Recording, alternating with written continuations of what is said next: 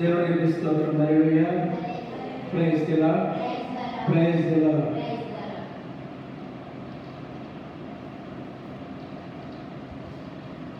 దేవుడు ఎంతో విధంగా బాధపడుతూ ఉన్నారు. ఆయన బాధకు కారణం ఏంటంటే పీడగా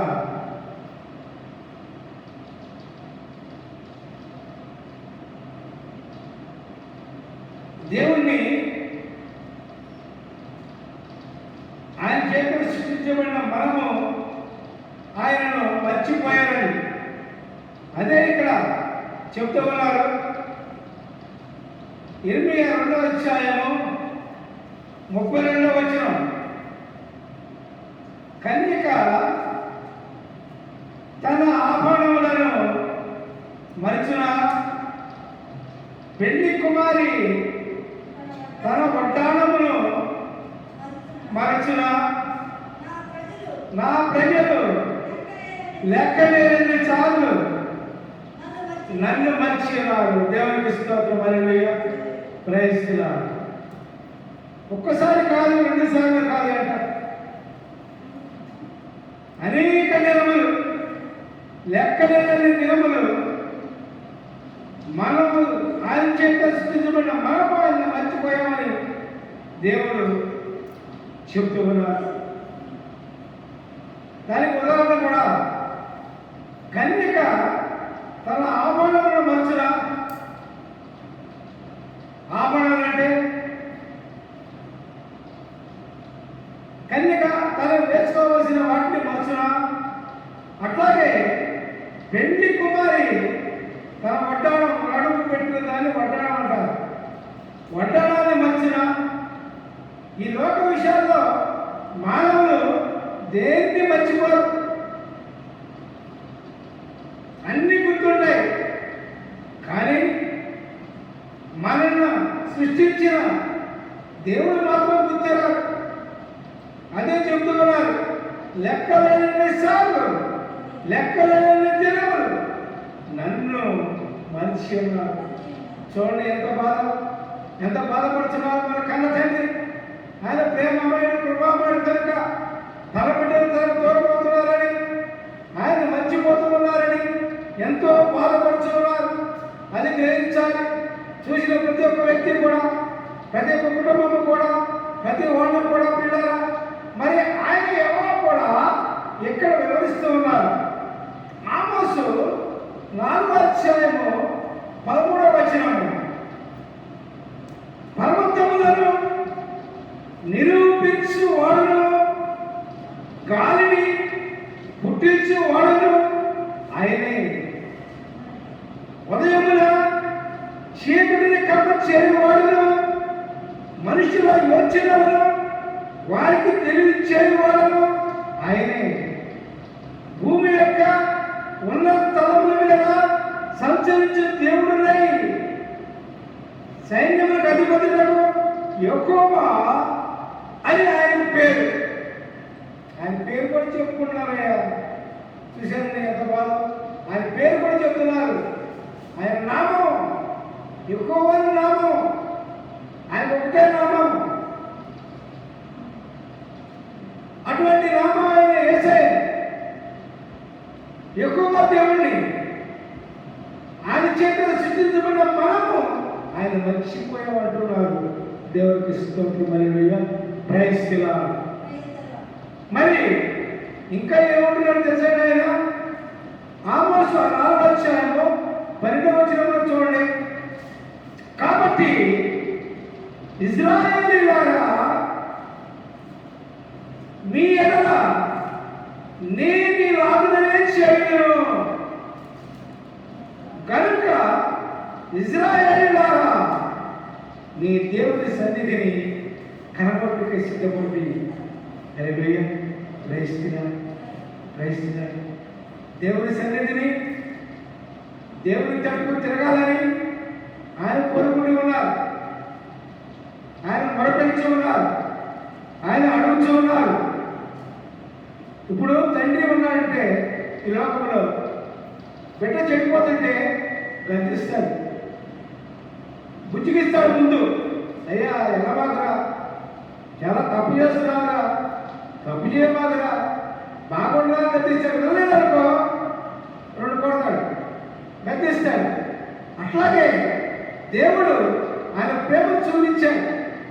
అబ్బాయి ఈ మార్గంలో వెళ్ళండి అయ్యా, ఈ మార్గంలో ఉండండి అయ్యా, ఈ మార్గంలో జీవించండి అయ్యా, ఈ మార్గంలో మాట్లాడండి అయ్యా అని చూపించాడు. వినకపోతే ఆయన ఏం చేస్తున్నాడు? కాబట్టి ఇశ్రాయేలీయులారా, మీ ఎడల నేను ఇలాగ చేయగలను అంటే గద్దిస్తాడు ఆయన. భయం చెప్తాడు మనకి కృపాపడిన దేవుడు. ఎందుకు భయం చెప్తున్నారయ్యా? ఆయన దగ్గరకు రావడానికి, ఆయన చేరుకోవడానికి, ఆయన సన్నిధికి రావడానికి, ఆయన తప్పు తిరగడానికి. ఏమైనా ఒక్కొక్కడు చూద్దాం మనం. ఆమోస్ 4వ అధ్యాయము 6వ వచనము. మీ పట్టణములన్నిటిలోనూ నేను మీకు దంత శుద్ధి కలుగు చేసినను, మీరున్న స్థలములన్నిటిలోనూ మీకు ఆహారం లేకుండా చేసినను, మీరు నాకు తప్పు తిరిగిన వారు కాదు. ఇదే ఎక్కువ చూసినట్టు ప్రపంచంలో అనేక మందికి ఇప్పుడు ఈ రోజు చూస్తే ఆహారం లేకుండా బాధపడుతున్నారు. అంతకుముందు ఎన్నో విషయాలు జరిగి ఉంటాయి, అవి మనకు తెలియదు. ఆహారం లేకుండా చేసినా దేవుడి తగ్గి తిరగడం లేదు. ఎందుకు నాకు ఆహారం లేకుండా పోయింది, నాకు తిండి లేకుండా ఎందుకు పోయింది అని ఆలోచించిన వాడు ఒక్కడు కూడా లేకుండా ఆయన తప్పు తిరిగిన వారు కాదు. మరి దేవుడు ఆహారం లేకుండా చేయాలని ఉద్దేశం కాదు, ఆయన తట్టుకు మరణించాలని భయం చెప్తున్నారు. దేవుడి కృపను గమనించాలి, అక్కడ దేవుడి ప్రేమను గమనించాలి. ఆయన ప్రేమమయుడు. కాబట్టి అది తెలుసుకున్నప్పటికీ కూడా మనుషులు తిరగకపోవడంలో ఆయన బాధపరుచుకున్నారు. అయినా సరే నా తట్టు తిరిగిన వారు కాదు అంటున్నాడు ఆయన. హల్లెలూయా, ప్రైజ్ ది లార్డ్. తర్వాత ఆమోసు 4వ అధ్యాయము 7-8 వచనాలు. మరియు కోతకాలములకు ముందు 3 నెలలు వాన లేకుండా చేసింది. ఒక పట్టణం మీద కురిపించి మరి ఒక పట్టణం మీదకి కురిపింపకపోతే ఒక చోట వర్షం కురిసేను, వర్షం లేని చోట ఎండిపోయాను. 2-3 పట్టణముల వారు నీళ్లు త్రాగుటకు ఒక పట్టణమునికే పోగా అచ్చటి నీరు వారికి చాలకపోయాను. అయినను నా తట్టు తిరిగిన వారు ఇదే యెహోవా. చూశారండి, ఆయన నీళ్ళు లేకుండా చేస్తున్నారు. చేశారు, ప్రపంచంలో అనేక చోట్ల జరుగుతూ ఉన్నాయి. అట్లా చేసిన, ఆ విధంగా కట్టించిన నా తట్టు తిరిగిన వారు కాదని దేవుడు బాధపడుతున్నారు. Hallelujah, praise the Lord, praise the Lord, hallelujah. నీళ్ళు లేకుండా చేయాలని ఉద్దేశం కాదండి. ఆయన తట్టు తిరగాలి, ఆయన సన్నిధికి రావాలి అని.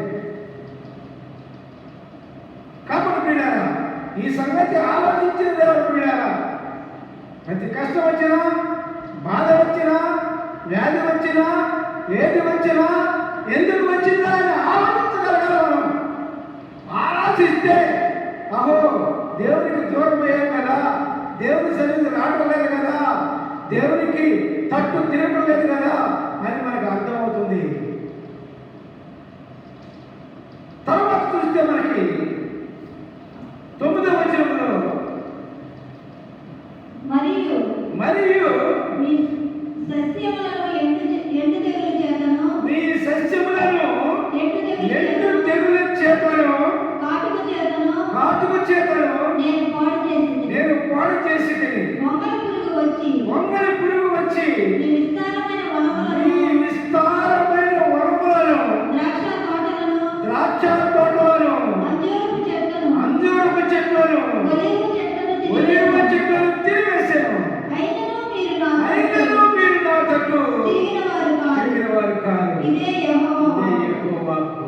చూశారండి, దేవుడు ఇంకే ఎట్లా గుర్తు చెప్తున్నారు. ఇంకా సస్యములను, మీ పంటలు పచ్చగా ఉండే వాటిని ఎండి తెగులు చేత, వాటి చేత, ఆడి చేత ఎండ చేస్తే, కరువు సంభవించినప్పుడు, పంటలు పోయినప్పుడు, పంటలు లేనప్పుడు, ఎటువంటి సంగతులు జరిగినప్పుడు మరి మనం ఆలోచించుకున్నా దేవుడు ఏమని పలుకుతున్నాడు? పంటలు ఎండిపోయినట్టు చేసినా కూడా నా తప్పు తిరగటం లేదని దేవుడు వాపోతూ ఉన్నారు. దేవుడికి స్తోత్రం. హల్లెలూయా. పంటలు పాడు చేయాలని దేవుడి ఉద్దేశం కాదు కదా. మనం ఆయన తట్టు తిరగాలని, మనం ఆయన సన్నిధికి రావాలని, ఆయన ఎప్పుడు గుర్తు చేసుకోవాలని మనకి జీవితం ఇచ్చింది ఆయన. మన సమస్యలు లేకుండా బాగు చేస్తుంది ఆయన. మనం ఊపిరిగా ఉండాలంటే ఆయన వల్లే మేము ఉంటున్నాం అని తండ్రిని ఎప్పుడు గుర్తు చేసుకోవాలి. Hallelujah. Praise the Lord, praise the Lord, praise the Lord. తర్వాత మళ్ళీ ఇంకేం చెప్తున్నారు ఆయన? 10వ వచనం, మరియు నేను ఐగుప్తుల మీదికి తెగులు పంపించినట్లు మీ మీదకి తెగులు పంపించింది. మీ దండు పేటలో పుట్టిన దుర్గంధము మీ నాసికా రంధ్రములకు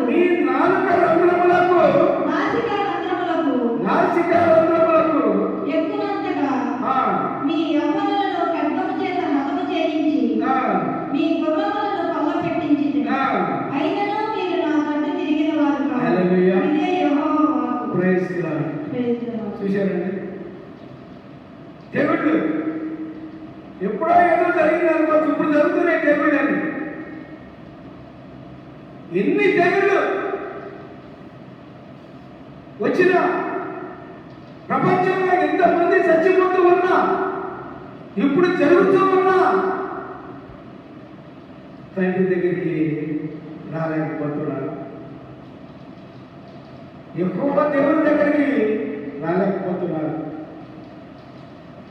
దేవుని తట్టుకు తిరగలేకపోతున్నారు. దేవుని సన్నిధికి రాలేకపోతున్నారు. ఎందుకు కదా ఈ తెగులు వచ్చినాయి అనే మనసులో గ్రహించలేకపోతున్నారు. మరి పిల్లరా, ఇప్పుడు మన కళ్ళా చూస్తున్నాం ప్రపంచంలో ఎన్ని దేవుళ్ళు ఉన్నాయో, ఎన్ని దేవుళ్ళు వచ్చినాయో, ఎన్ని దేవుళ్ళు వస్తున్నాయో, ఇంకా వస్తూనే ఉన్నాయి.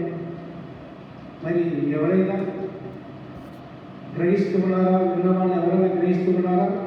ఖచ్చితంగా గ్రహించాలి. ఎందుకంటే దేవుడు గుర్తుకు రావాలి. మన శరీరం ఎక్కడి నుంచి వచ్చింది, మన ప్రాణం ఎక్కడి నుంచి వచ్చింది, మనం ఎక్కడి నుంచి వచ్చాము, ఎవరు పుట్టించారు, మనల్ని అది గుర్తు చేసుకోవాలి. మనం పుట్టించిన దేవుడిని, ఎక్కువ దేవుడిని, యేసయ్య దేవుడిని మనం గుర్తు చేసుకోవాలి. హల్లెలూయా. ఆయన తెగులు రప్పించాలని ఆయన ఇష్టం లేదు. ఆయన తట్టుకు రప్పించుకోవాలని ఆయన గర్తిస్తున్నాడు. దేవుడికి స్తోత్రం. Hallelujah. Praise the Lord, praise the Lord, praise the Lord. Hallelujah. Praise the Lord. 11వ వచనం, దేవుడు దేవుడు సొదొమ గొమొర్రాలను గోర్ల దోసి నాశనం చేసినట్లు నేను మీలో కొందరిని నాశనం చేయగా మీరు మంటలో నుండి తీయబడిన పొరుగులైనట్టు తప్పించుకుంటే అయినను మీరు నా తట్టు తిరిగిన వారు కాదు. ఇదే యెహోవా వాక్కు. చూశారండి, సొదొమ గొమొర్రా పట్టణంలో అగ్ని చేత కాల్చబడింది. ఎందుకు? పుల్లలు చెప్పినగా అక్కడ వారి పాపమే వారికి శిక్ష. మరి ఆ విధంగా అయినా సరే ఆ విధంగా కొందరిని సృష్టించినా కలుగు చేసినా కానీ నా తట్టు తిరిగిన వాడు కాదు. వాళ్ళు ఎట్లా వస్తున్నారంట? కొరుగులన్నట్టు. కొరువు అంటే మనుషుల కలిసి బయటకేస్తామే, అట్లా కొరుగులన్నట్టు నిప్పుల నుంచి బయటపోతున్నారు వాళ్ళు. చూశారండి ఎంత అయినా సరే అంత కాలిపోతున్నా దేవుడితో తిరిగిన వాళ్ళకి కాదు. మిగిలారా దేవుడితో తిరగాలి, దేవుడితో ఉండాలి. ఆయనే మన సమస్తము, ఆయనే మన సర్వస్వము, ఆయనే మన ప్రాణము, ఆయనే మన జీవం.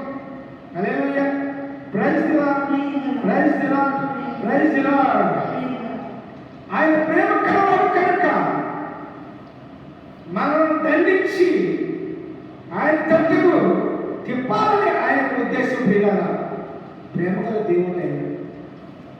చనిపోయిన వారిని బ్రతికించగలడు కానీ తెలుసుకోవాలి, బతికి జీవించగానే తన తండ్రిని. కాబట్టి ఇవన్నీ చేయట్లేదని, ఎన్ని పాపాలు చేస్తున్నారని, దేవుణ్ణి తెలుసుకోవట్లేదని చివరికి ఆయన ఏం చేశారండి? తీతు 2:14